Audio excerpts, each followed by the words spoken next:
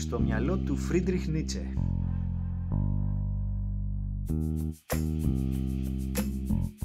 Εκπομπές από άγνωστο πειρατικό σταθμό, αφιερωμένες σε ένα λόγο που γραφόταν καθοδόν.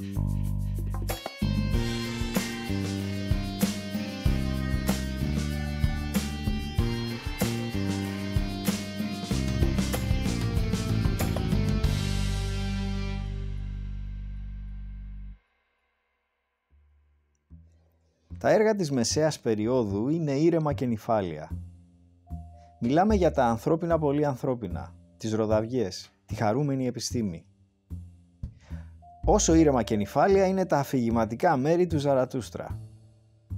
Το ύφος σου υποβάλλει την ιδέα πως όλα κυλάνε άψογα στον καλύτερο των κόσμων. Κανένας λόγος ανησυχίας δεν υπάρχει.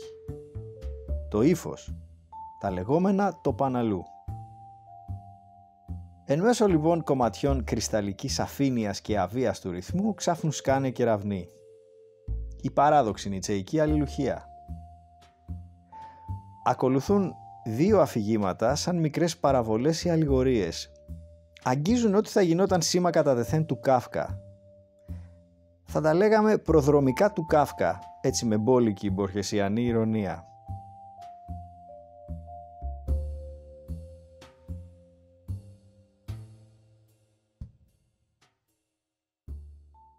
Ροδαβιές, αριθμός 336. Τίτλος «Ως πού είμαστε ικανοί να φτάσουμε». Όλη μέρα τον επιλάτευε ο κακός και ανάγωγος γιος του. Του ψήσε το ψάρι στα χείλη. Οπότε σαν έφτασε το βράδυ, του κοπανάει μια ξεγυρισμένη ο πατέρας, τον αφήνει σέκο και λέει ανακουφισμένο στη φαμίλια «Πάει κι αυτό. Και τώρα ήσυχα ήσυχα στα κρεβατάκια μας».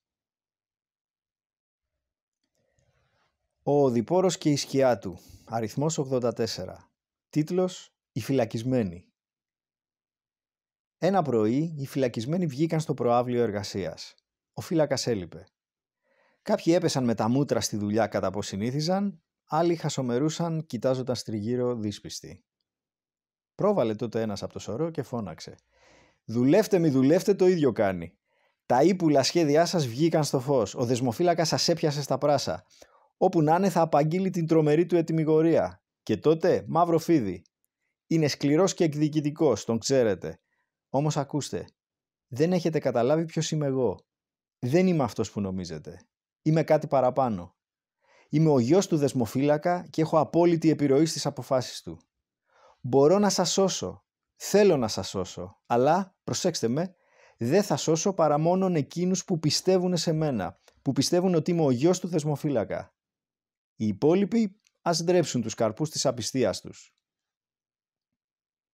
Έγινε ησυχία για μια στιγμή και έπειτα ένας γεροκατάδικος είπε «Μα τι σημασία έχει αν σε πιστεύουμε ή όχι. Αν είσαι πράγματι ο γιος του και μπορείς να κάνεις ό,τι λες, πες έναν καλό λόγο για όλους μας, θα σου χρωστάμε χάρη. Μην αρχίζεις όμως το τροπάρι περί πίστεως και απιστίας». «Ναι καλά», πετάχτηκε κάποιος νεότερος. «Εγώ δεν πιστεύω τίποτα. Από το μυαλό του τα βγάζει. Στοίχημα ότι στις 8 μέρες πάλι εδώ θα είμαστε. Ο δεσμοφύλακας ιδέα δεν έχει για όλα τούτα». Και ο τελευταίος των φυλακισμένων που κατέβαινε εκείνη δά τη στιγμή στο προαύλιο είπε «Και την παραμικρή ιδέα να είχε, τώρα πάει. Τα τίναξε ο δεσμοφύλακας, έτσι τα ξαφνικά». «Ζήτω που καήκαμε», φωνάξανε καμπόσοι. Κύριε Ιέ, και τώρα τι θα γίνει με την κληρονομιά. Τώρα δηλαδή είμαστε δικοί σου φυλακισμένοι». «Εγώ σας είπα», απάντησε ηρεμοθυγμένος. «Θα ελευθερώσω όποιον πιστεύει σε μένα. Σας βεβαιώνω. Όπως σας βεβαιώνω πως ο πατέρας μου είναι ακόμα ζωντανός». Οι φυλακισμένοι έμειναν ανέκφραστοι. Σήκωσαν τους ώμους και τον άφησαν να στέκεται κηδά σαν κούτσουρο. Για το παρακάτω, ουδέν σχόλιον. Ροδαβιές, αριθμός 259. Τίτλος «Ο πάλε ποτέ εγκομιαστής». Το έχει βουλώσει τώρα, δεν λέει τίποτα για μένα, παρά που την ξέρει την αλήθεια και θα μπορούσε κάλλιστα να την ξεράσει. Αλλά θα ακουγόταν σαν εκδίκηση. Και αυτό στην αλήθεια την τιμάει ο άτιμος.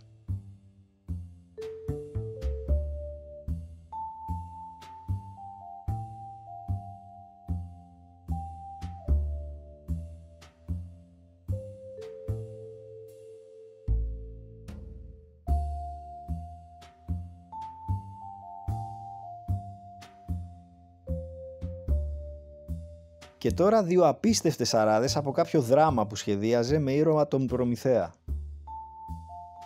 Είναι ένα σχόλιο τροποντινά για την εκδοχή που θέλει το Δία να προκαλεί την έκρηξη του Τροϊκού πολέμου για να αφανίσει το ανθρώπινο είδος. Είναι γραμμένο κατά τα τέλη του 1874, δηλαδή 2 χρόνια μετά τη γέννηση της τραγωδίας. Οι θεοί είναι χαζοί. Όταν ο Ζεύς έπλασε τον Αχιλλέα, την Ελένη και τον Όμηρο, τα βλέπε κομματάκι στενά τα πράγματα και δεν σκάμπαζε γρία από ανθρώπους. Το αποτέλεσμα δεν ήταν ο αφανισμός του είδους, αλλά η γέννηση της αρχαιοελληνικής πνευματικής καλλιέργειας.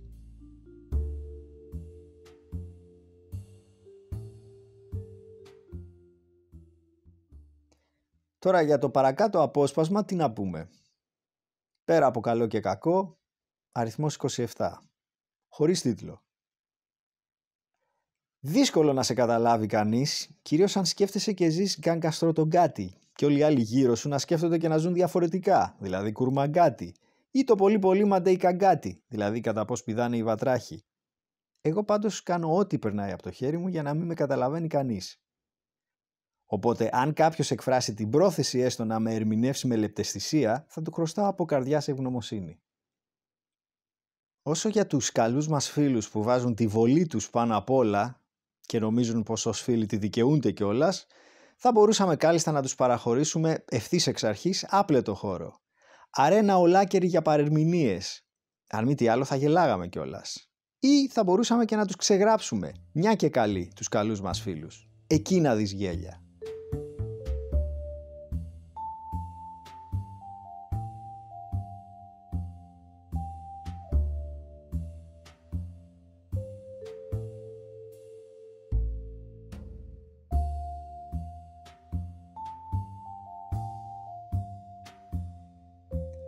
Η παρακάτω παράγραφος βρίσκεται και στο πάθος για την αλήθεια και στο περί αλήθειας και ψεύδους υπό εξωηθική έννοια. Εδώ η γνώση χαρακτηρίζεται ανθρώπινο κατασκεύασμα, ενώ οι άνθρωποι στην καλύτερη περίπτωση κάτι φαντασμένα ζωάκια.